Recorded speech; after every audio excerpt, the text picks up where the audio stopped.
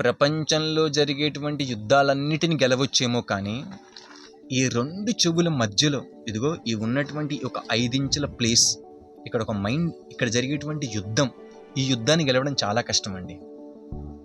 కానీ దీన్ని గెలవడానికి ఒక 2 నియమాలు పాటిస్తే అట్లీస్ట్ మనం గెలవడానికి ప్రయత్నించవచ్చండి. ఏంటో తెలుసా? 1, వేరే వాళ్ళు మనకి ఎప్పుడన్నా హాని చేసినప్పుడు వాళ్ళని క్షమించేయగలడం. కరెక్టే, వాళ్ళకి చేశారు, నాకు క్షమించేద్దాం, ఆ క్షమా గుణం ఉన్నప్పుడు.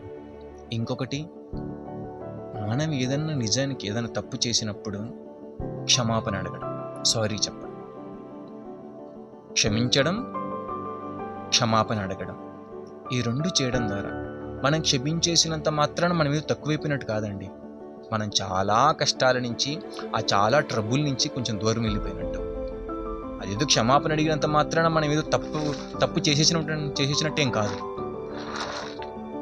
మనం క్షమాపణ అడుగుతున్నామంటే ఆ పర్సన్, ఆ వ్యక్తి మన జీవితంలో ఎక్కువ కాలం ఉండాలి, తనని నేను ఇంకా ఎక్కువ ప్రేమిస్తున్నాను అని చెప్పడానికి ఒక నిదర్శనం. అంతేగాని మనం తప్పు అయిపోయినట్టేం కాదు. క్షమించేసినంత మాత్రాన మన మీద ఓడిపోయినట్టు, మన మీద పోగొట్టుకున్నట్టు కూడా కాదు. హరే కృష్ణ.